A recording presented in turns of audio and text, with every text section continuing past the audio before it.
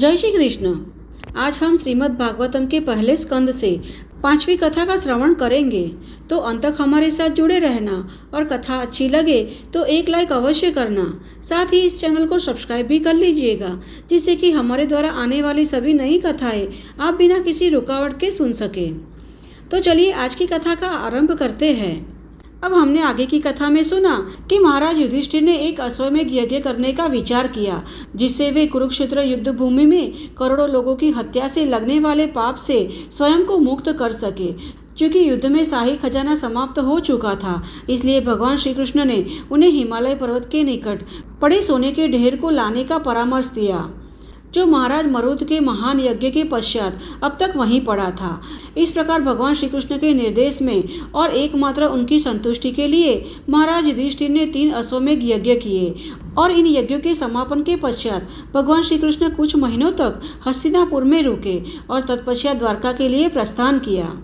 अब लंबी तीर्थ यात्रा के पश्चात विदुर जी भी पुनः हस्तिनापुर में लौट आए, और राजमहल में विदुर को लौटा देखकर सबकी प्रसन्नता का कोई ठिकाना नहीं रहा।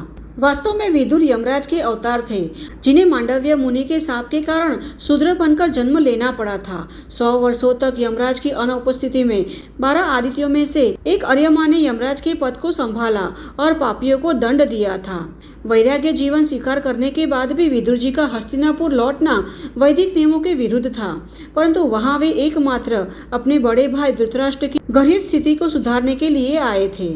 सारे संबंधों ने विदुर का भव्य स्वागत किया, और जब उन्होंने धृतराष्ट्र को शिक्षाएं देनी आरंभ की तो पांडव और उनकी माता सहित राजमहल के समस्त निवासी उसे सुनने के लिए चारों ओर बैठ गए, क्योंकि इस प्रकार की आध्यात्मिक चर्चाएं प्रत्येक के लिए समान रूप से कल्याणकारी होती है। अब विदुर जी की शिक्षाएं और तीखे वचनों ने धृतराष्ट्र के अंतर्मन को झकझोर दिया था। वे आध्यात्मिक जीवन के विषय में पूरी तरह विश्वस्त हो चुके थे, और इसीलिए उन्होंने दृढ़ मन से अपने समस्त पारिवारिक संबंधों को एक झटके में तोड़ दिया, और उसी रात बिना किसी को बताए वे चुपचाप घर से निकल पड़े। मुक्ति के इस पथ पर उनके साथ उनकी धर्मपत्नी गांधारी भी थी, यद्यपि वे अब उससे आसक्त नहीं थे। अब अगले दिन प्रातः महाराज युधिष्ठिर ने अपने यथावत धार्मिक कार्य संपन्न किए। उन्होंने अपनी पूजा की, सूर्यदेव के लिए यज्ञ किया और ब्राह्मणों को दान दिया। तत्पश्चात घर के वरिष्ठ सदस्यों को प्रणाम करने के लिए जब उन्होंने महल में प्रवेश किया तो देखा कि उनके वृद्ध ताऊ और ताई वहां नहीं थे। अब चिंताग्रस्त होकर उन्होंने संजय से पूछा, हमारे वृद्ध नेत्रहीन ताऊ जी आज कहाँ चले गए, और हमारे नित्य हितैषी विदुर जी कहाँ है, और मेरी माता गंधारी? वे अपने पुत्रों की मृत्यु पर अत्यधिक संतप्त रहते थे, और मैंने भी उनके साथ सदा कृतज्ञता भरा व्यवहार किया। कहीं मेरे अपराधों को गंभीरता से लेते हुए उन्होंने गंगा जी में जल समाधि तो नहीं ले ली? अब अपने स्वामी के अचानक नदारद हो जाने के कारण शोक से व्याकुल संजय के मुख से चाहते हुए भी कोई शब्द नहीं निकल रहे थे। जैसे तैसे अपने मन को संयमित करके, अपनी बुद्धि को बटोरकर और अपनी आंखों से बहते हुए आंसू को पोंछकर संजय ने कहा कि हे महाराज, मैंने आपके ताऊजी धृतराष्ट्र, चाचा विदुर तथा गंधारी के विषय में कुछ नहीं जानता। उन महान आत्माओं ने मुझे पूरी तरह ठग लिया है। अब संजय इस प्रकार कह ही रहे थे कि नारद मुनि जी वहां आ पहुंचे। उनके इस अचानक आगमन से पांडवगण आश्चर्यचकित होकर तुरंत खड़े हो गए और उन्हें प्रणाम करते हुए उनका स्वागत किया। तब युधिष्ठिर महाराज ने कहा, हे ऋषिवर, मुझे नहीं मालूम कि मेरे ये तीनों प्रियजन कहाँ चले गए हैं। हे देवर्षि, आप हमारे जीवन रूपी जहाज के अगुआ हैं। मैं आपसे निवेदन करता हूँ कि संकट की इस घड़ी में इसे सही दिशा प्रदान कीजिए। अब यह सुनकर नारद मुनि जी ने उन्हें समझाते हुए कहा कि हे राजन, शोक करने का कोई कारण नहीं है, क्योंकि प्रत्येक प्राणी पूरी तरह परम भगवान के नियंत्रण में कार्य करता है। ये भगवान ही है जो लोगों को एक साथ लाते हैं और फिर उन्हें बिछड़ा भी देते हैं। मानो कोई अभिनेता पहले मंच को सजाता है और खेल समाप्त होने पर उसे समेट भी लेता है। जिस प्रकार एक बैल अपनी नाक में बंधी रस्सी से नियंत्रित होता है, उसी प्रकार संपूर्ण मानवता वैदिक शास्त्रों में दिए गए नियमों द्वारा नियंत्रित है।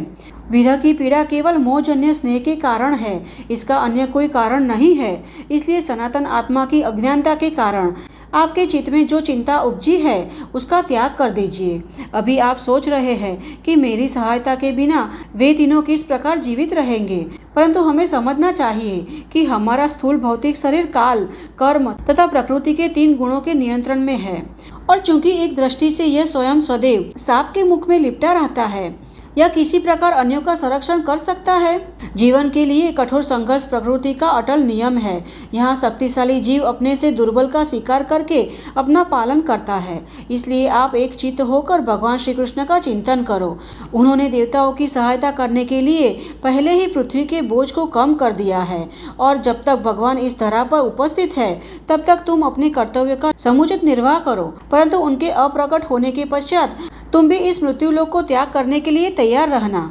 धृतराष्ट्र, गांधारी और विदुर यहाँ से सप्तस्रोत गए हैं जो हिमालय के दक्षिण में है। उस स्थान पर सप्त ऋषियों की प्रसन्नता हेतु गंगा 7 धाराओं में बहती है।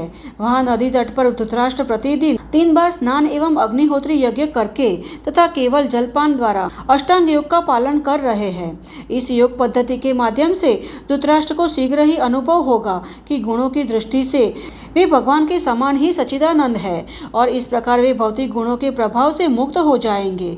संभवतः आज से 5वें दिन वे अपनी योग शक्ति के बल से अग्नि उत्पन्न करके स्वयं भस्मीभूत हो जाएंगे और अपना देह त्याग करेंगे। और जब पतिव्रता गांधारी अपने पति को कुटिया सहित दहकते हुए देखेगी तो वह भी एक चित्त होकर उसमें सती हो जाएगी।